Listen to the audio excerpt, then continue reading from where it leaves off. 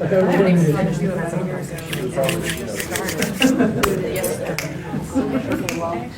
found the second time we did.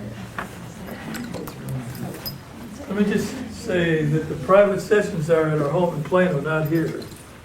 So if you have a private session, you'll need to get the address. You don't.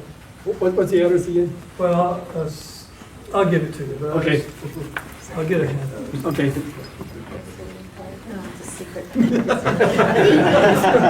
It's so private you can't do it. I'm gonna go make it. No riffraff allowed. It's so private and so secret. We could tell you, but we'd have to kill you. Yeah.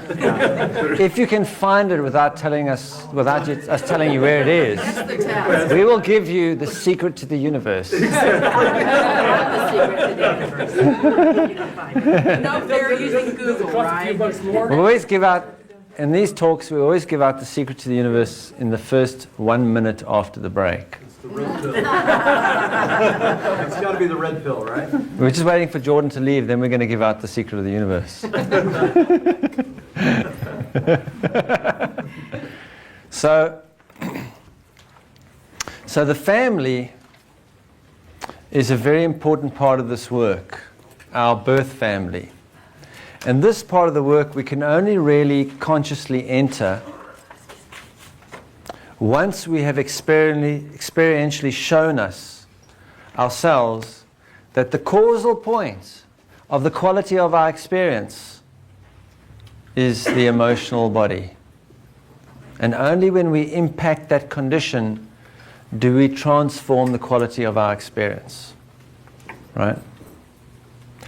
If I do not show that, then when I enter the family situation, I will blame my family for what's going on in my life. Right? So the statement that brings up this level of the work is, if you believe you are enlightened, go home for Thanksgiving. And you'll just see how enlightened you really are.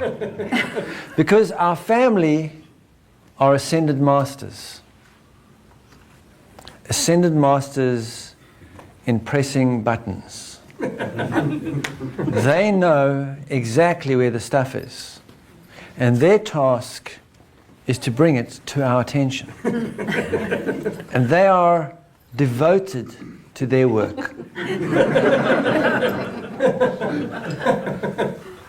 The challenge is for us to become devoted to our work, right? And it can take a while to get to the point where we can actually engage with our family as an alchemist, right? And not as a frightened, angry, sad child. So, in a family, if there's going to be a transformation in a particular family, because what a family isn't held together by love. It's held together by dysfunction. There are only dysfunctional families. Oh, okay. What a family is a group of souls who share a particular emotional signature. We call it the unconscious definition of love, the unconscious definition of love. And that emotional signature is shared by that group of souls. And they keep coming together around that emotional signature, because that's what they believe love is, right? Not consciously as an adult, but unconsciously as the child. The suppressed emotional body awareness, right? I think I'm going to take that. Somebody's phone. It's family calling. It's his family, it's his mother.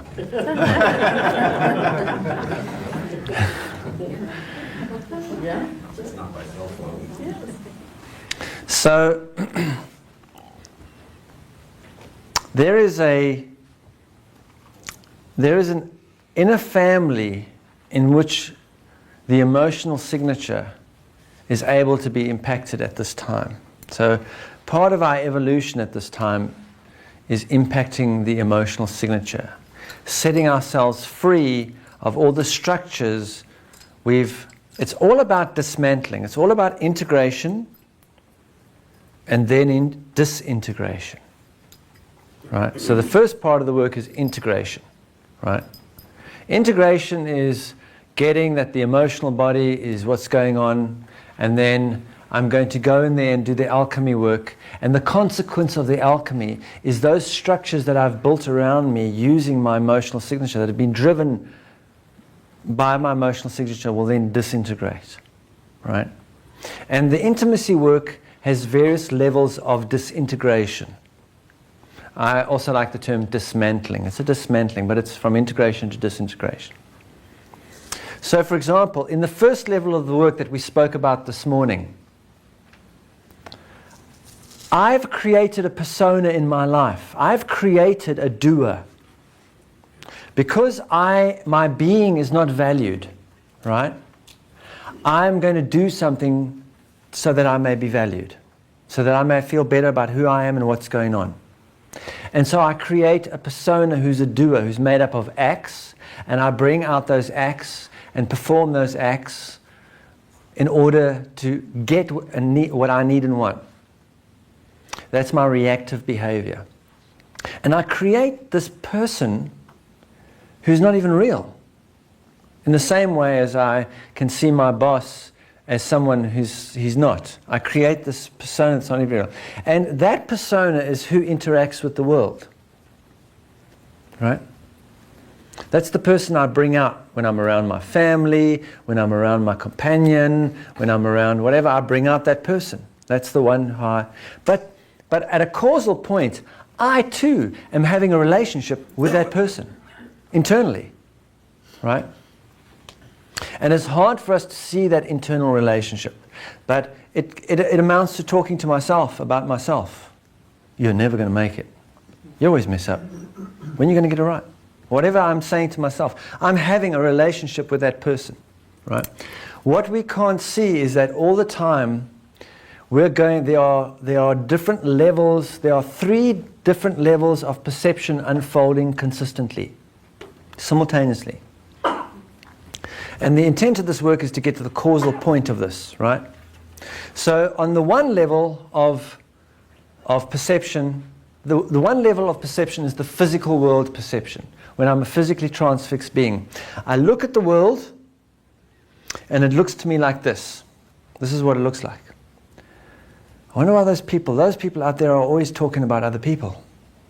I wonder why don't they have anything better to do than talk about other people? Look at them, they're standing over there talking about someone else. And you know what? They're probably talking about me. They're probably always talking about me, right? In other words, I see the world as people behaving towards each other and towards me. That's the physical world perception. Then once I gain enough presence, I will have a mental world perception. And the mental world perception looks like this. Oh, hang on a moment. I'm doing exactly what I'm accusing them of. And the reason that they annoy me so much is because they're doing what I'm doing. I'm the one standing here gossiping about them all the time. I'm talking about them and right? So I get that the mental world perception is about my behavior towards others. That's the mental world. And then we get to an emotional world perspective. Once I get to the emotional world perspective, I realize, hang on a moment. I'm gossiping to myself about myself all the time. I'm talking to myself about myself, right? And underlying that is an emotional signature. The emotional signature is driving those 3 layers of behavior, right? Unless I impact the emotional signature, that I can't stop that behavior by going, hey, stop gossiping about me, right? It's not going to help. Also, it's no good saying, okay, from this day onwards, I'm not talking about other people anymore. By the way, have you heard about what Frank has been, right? So if I want to impact it and bring resolution to that behavior, I have to first realize that's how I am with myself. I'm always gossiping about myself. But underlying my capacity to gossip, my propensity to gossip myself is an emotional signature. And when I impact that emotional signature, what I'm doing is I'm dismantling that relationship I'm having with that persona, right? I'm going to dismantle that relationship that I'm having with a persona that I created who is relating to the world on my behalf. That's the act that I put out. I'm going to stop relating to that act as being something real, as being valid. And that's when authenticity re-enters my life experience. Right? I start being as I am with other people. Start being as I am with myself. Being with myself as I am starts with being with whatever I'm feeling and saying that's valid. I'm going to be with that. I'm not going to say, okay, I'm angry now, but I should be at peace because I'm on a spiritual path and we're supposed to be like one and peaceful. So I'm supposed to be at peace. All right? That to me is what blasphemy is. Blasphemy is when anything or anybody invalidates my experience and when I invalidate my own experience. When I say I'm not supposed to be having this experience, I'm supposed to be having another one, and someone leads me to believe that my experience is not valid and that I should be having another one other than what's happening to me right now, that's to me blasphemy. Because my experience is given to me by the vibrational. It is my sacred gift to me. And someone who attempts to take that away from me, and when I attempt to take it away from myself, that's what blasphemy means, right? So the first level of the work is to dismantle my relationship with this persona that I made up, or that I manufactured, so that I could feel safe and get what I need and want in the adult world, right? The world of doers. The second level of dismantling is the clue of that is given to us in that quote from the Gnostic text, which says, I do not come to bring peace to this world. I come with sword, fire, and war. I come to cleave father from son, etc., etc., etc. Right? I am going to come and destroy your family. Because the family that you have, your birth family, is not the true family. It's a family that's manifested out of an emotional signature. It is a structure that maintains that emotional signature. And all it will ever accomplish is to maintain the emotional signature. Because it gives rise to children who have that emotional signature inside of them. They are then only attracted, what we think of as love and romance, is actually a deep attraction, a recognition of the emotional signature, my unconscious definition of love in another. And so I get together with that person, we share the same unconscious definition of love, and then we have children and pass that on, and so it maintains the emotional signature. Right? So the next level of the work is dismantling that inauthentic family so that we can re-enter our authentic family, which is we're family. We're all family, right? If love makes us family, then we're all family. But it's not love that makes people family in their birth families. It's actually fear, anger, and grief is why people cling to each other. And we want to see that in ourselves, right? So we're moving from the authenticity to the integrity, right? And remember we said integrity is related to structure. How sound is the structure? What our family is able to do in a very clear way is communicate to us the condition of various aspects of the heart. The heart has various attributes to it. And when we're out of balance with our heart, those attributes are out of balance. And the family represent those. And we've already seen them because there are only 4 attributes going on here. Vibrational, emotional, mental, and physical. The vibrational is what always is, and these are what is expressed, but will always be changing, and there is no permanence in it. The only permanence is here, but these are the vibrational, right?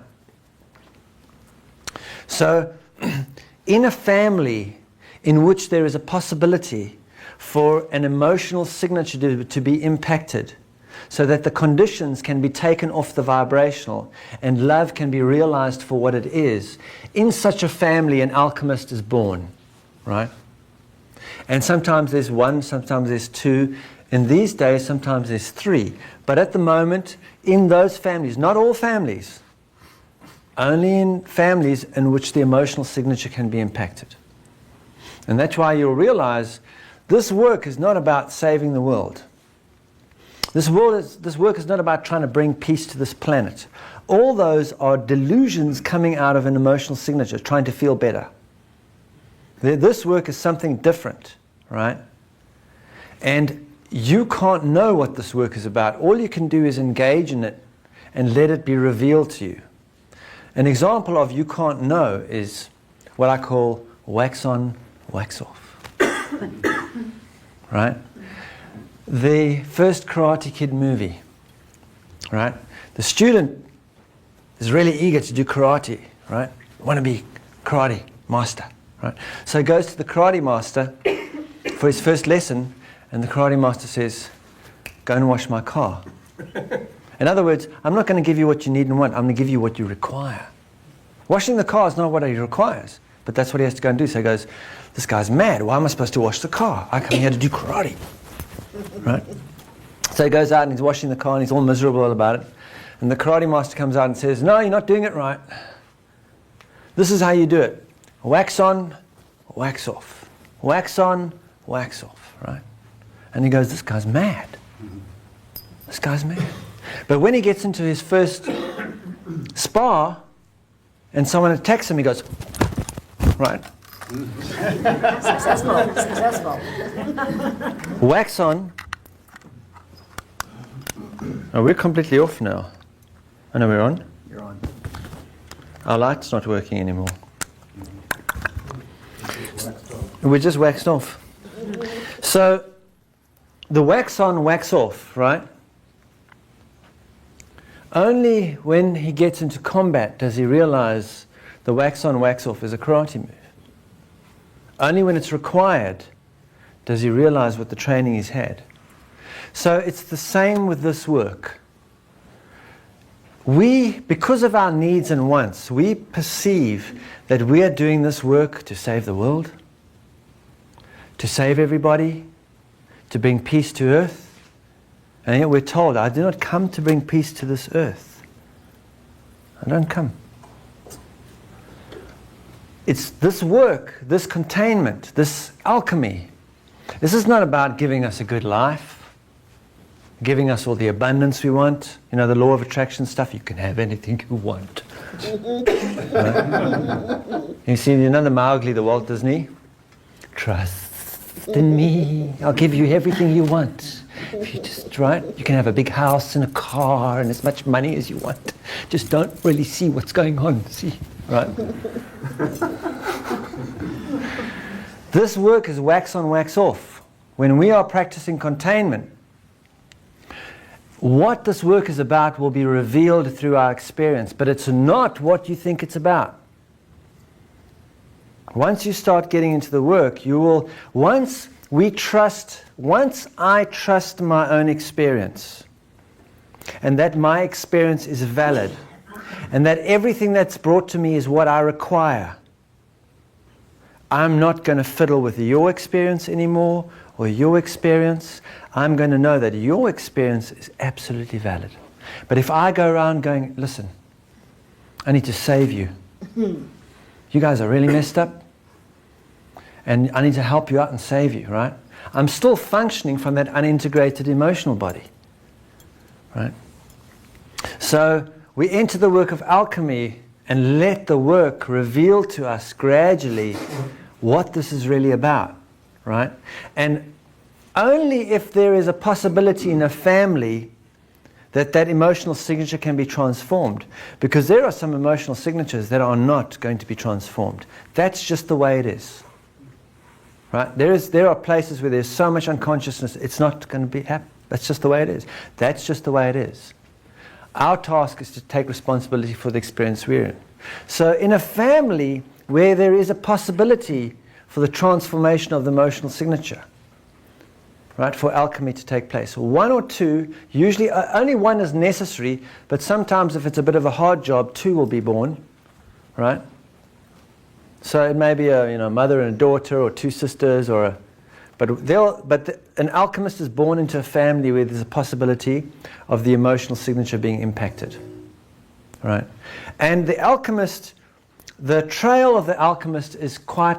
If you're an alchemist, you might be able to see yourself in the trail. And the trail normally starts off, because what an alchemist is someone who has a greater level of felt perception than others. They're born with powerful felt perception. And because they're born with powerful felt perception, they can feel that there's something around here is not right. It doesn't feel right. But everyone else is behaving as everything's just okay. And so you look at it and go like, why are you behaving as everything's okay? Because I can feel it's not, right? And so they start behaving according to what they're feeling, because their feeling is valid, and they get told, no, listen, just get on with it. Right? Your behavior is not valid. Our behavior is valid. This is the way you do it, right?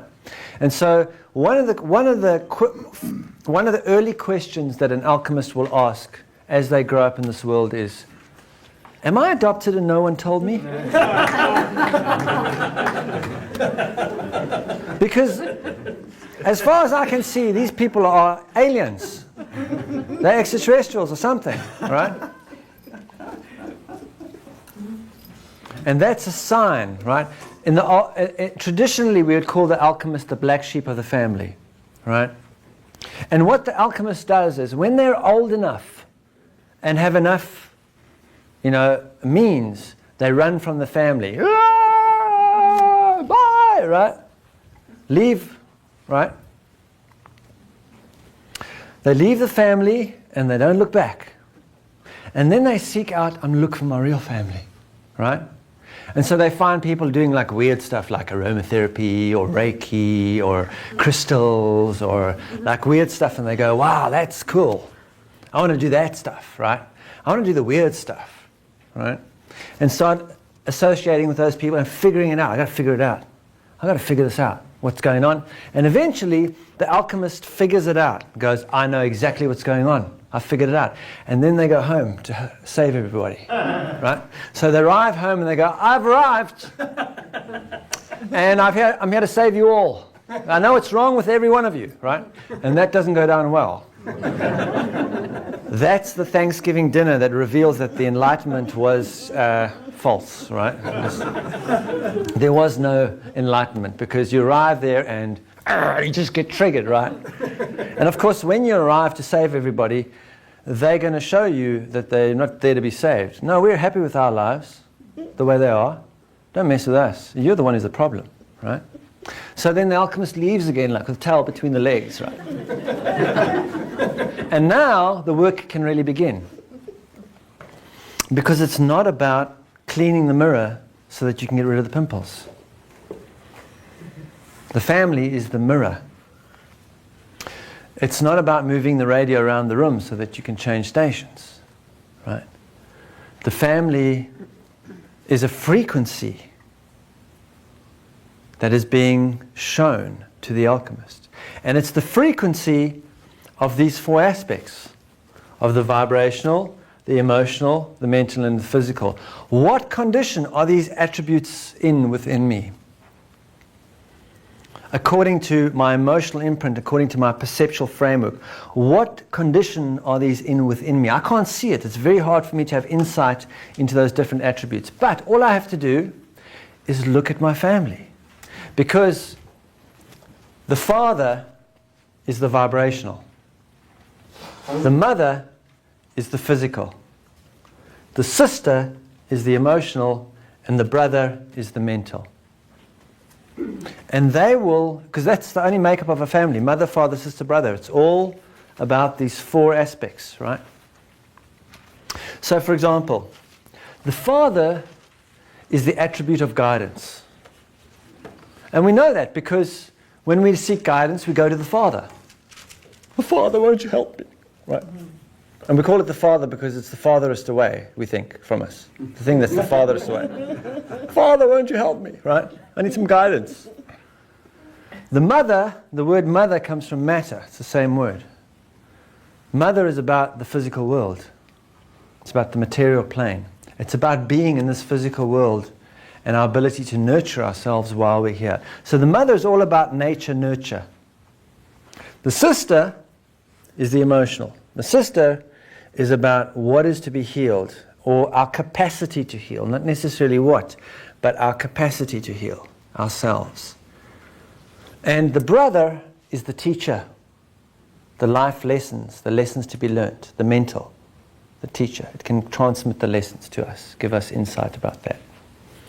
Now, when I will not accept my own guidance to be valid, if I do not accept my own guidance, which my not accepting my own guidance as valid comes out of an emotional signature, the condition of my emotional body, that causes me to enter behaviors that portray my belief that guidance has to come from somebody else.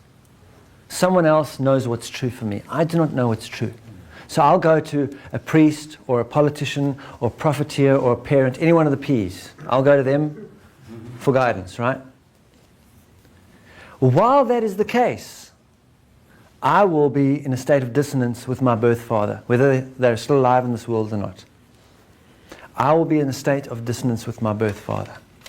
When I go into my own experience and I impact that emotional signature underlying that behavior, and I resolve that emotional signature, my relationship with my father will come into harmony naturally, because I will no longer be going to him for guidance.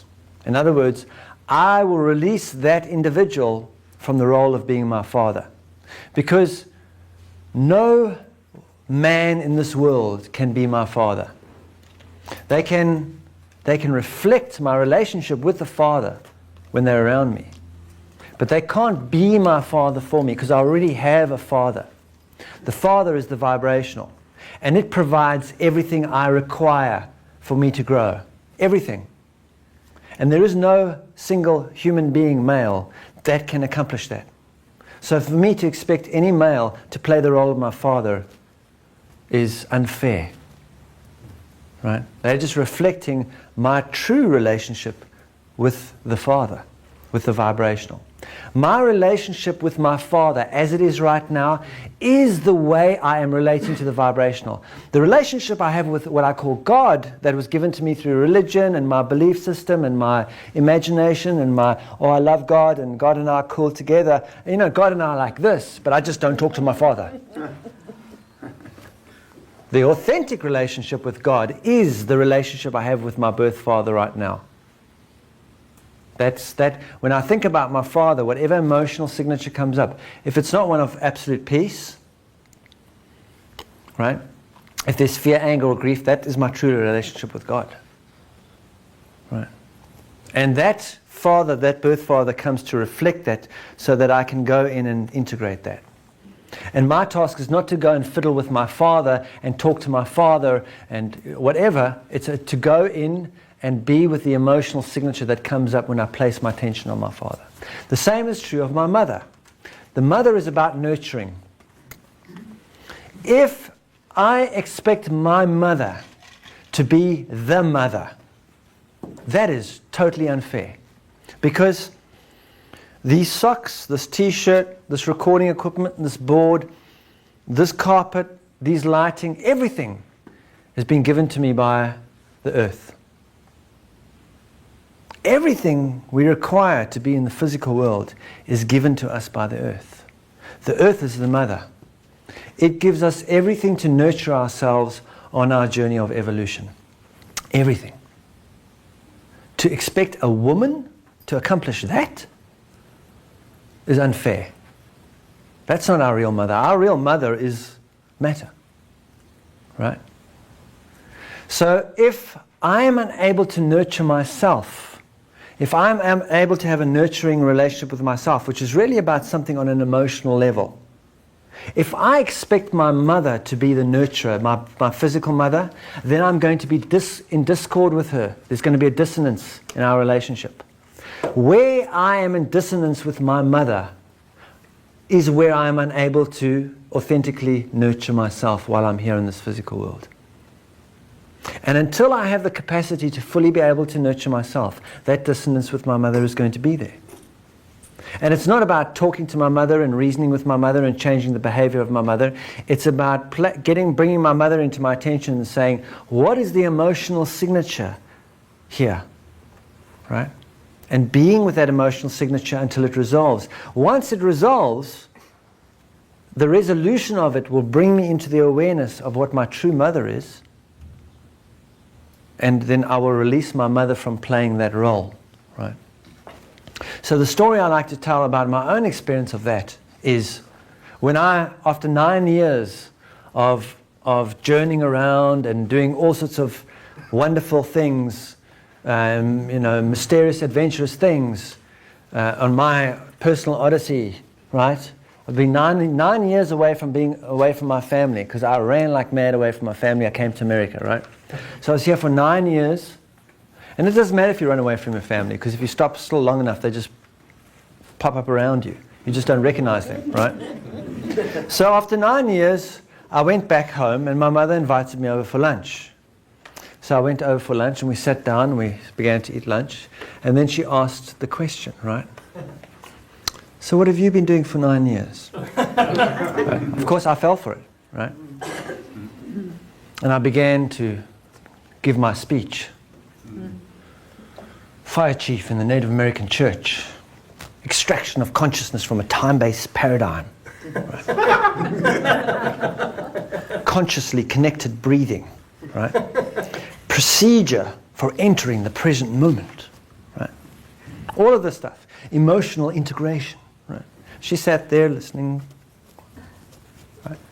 And when I finished my whole presentation, she said, So you've really been doing nothing for 9 years.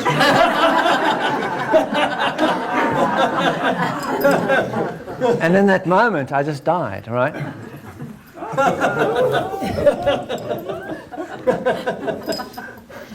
Actually, in that moment, I wanted to reach over, grab her by the throat, and just squeeze, right?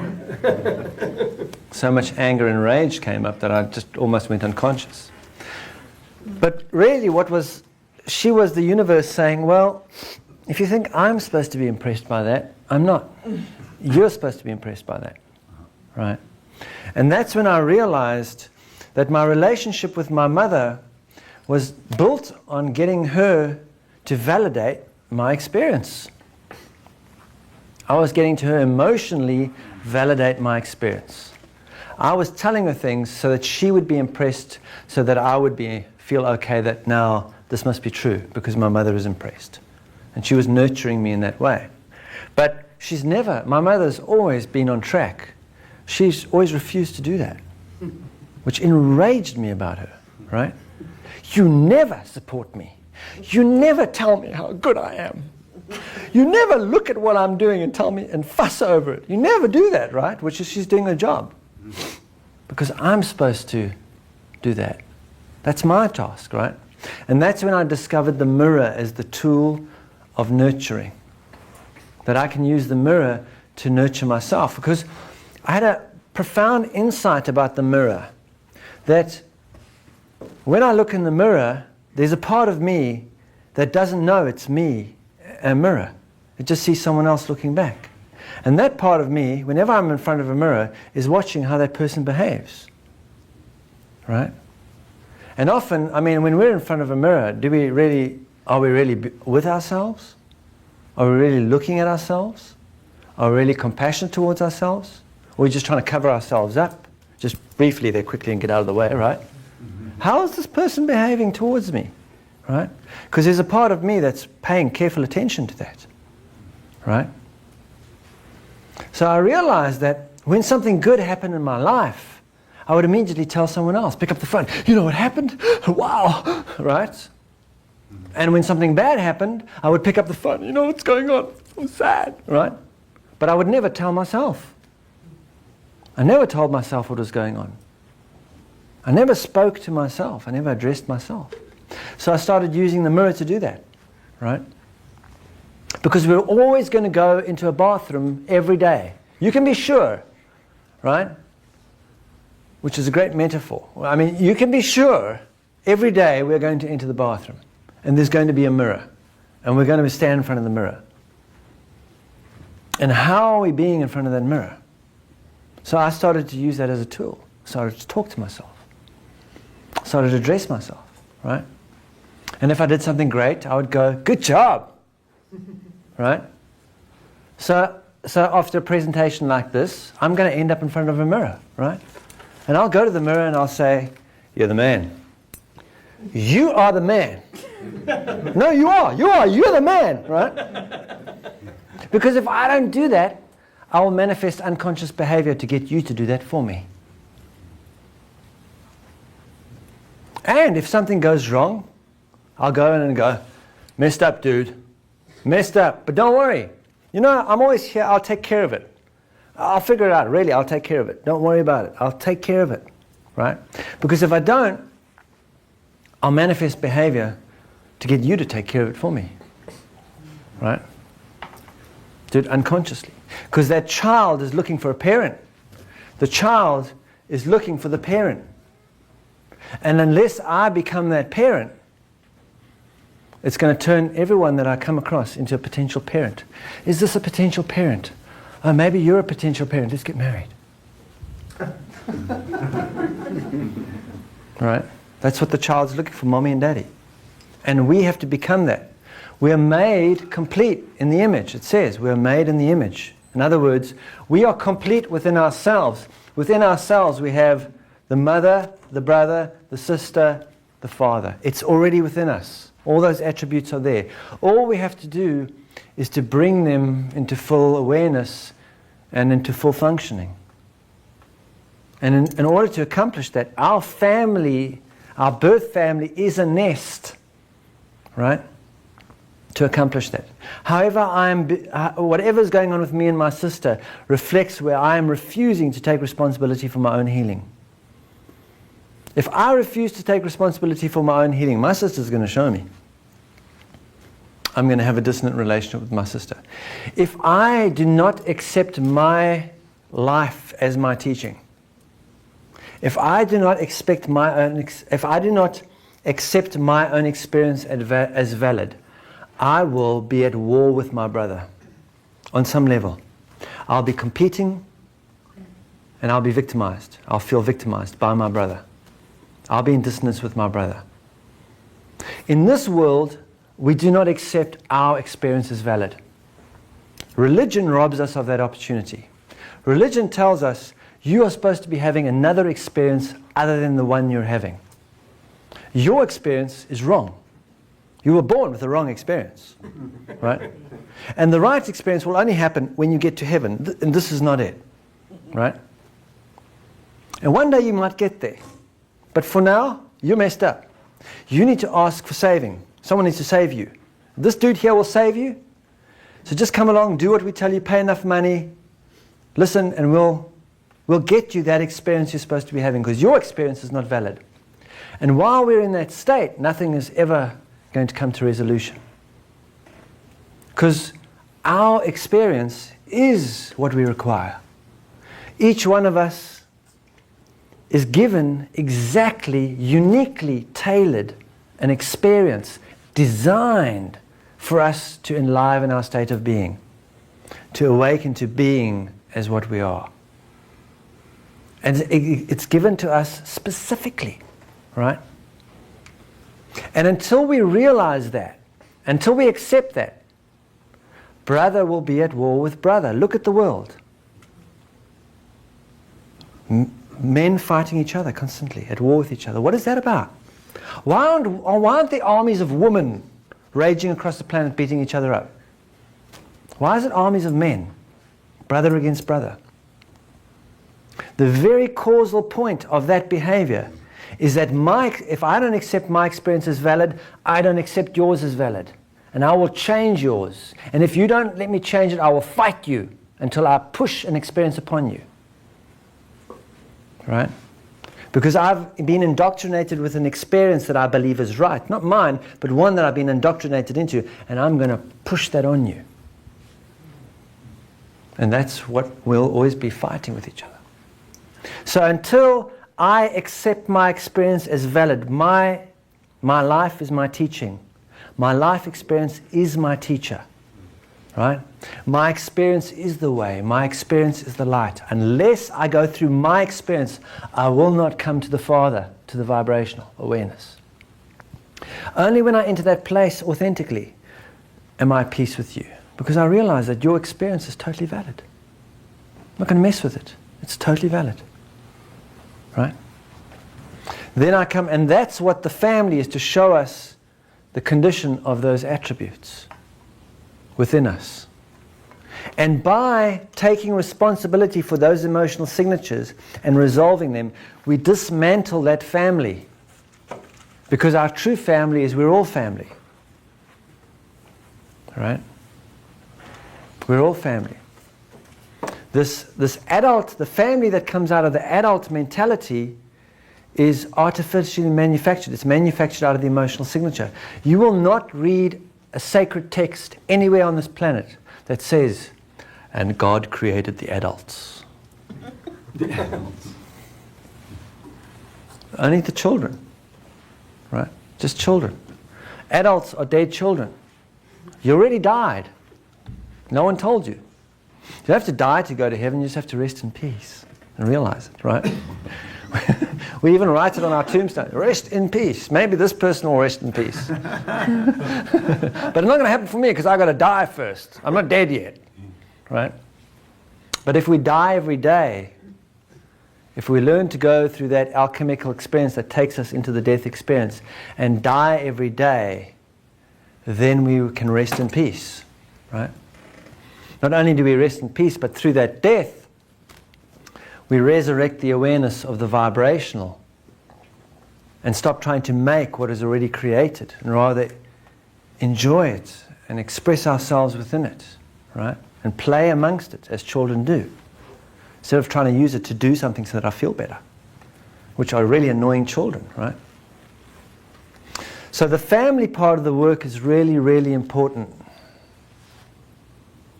It's a really crucial part of the work, because until we enter the family part of the work, whatever we do, whenever we're attracted to someone, which is the next level of the work, we're going to do the family work upon them. Yes, we are going to look at stuff related to family when we're working one-on-one with another human being consciously.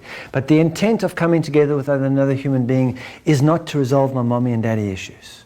It's not about turning this person into my mommy and daddy. It's about setting this person free. It's about intimacy. The family work is the integrity. What it enables us to is establish the structure of the family within us. To establish the structure so that it's sound. So that I have integrity. So that I'm not trying to use you as my mother and father, or try and manipulate you to heal me, or manipulate you to have another experience. All that becomes sound, that integrity is sound. Now I've done the integrity work, now I can enter a different level. Now I can enter the intimacy work, really like the bottom of the barrel. Now I can really deal with the shit. Right? The real bottom of the barrel stuff. Right? And that's what we come in together with another human being to consciously do that work. That's the bottom of the barrel stuff. And before we do that, we should probably have lunch.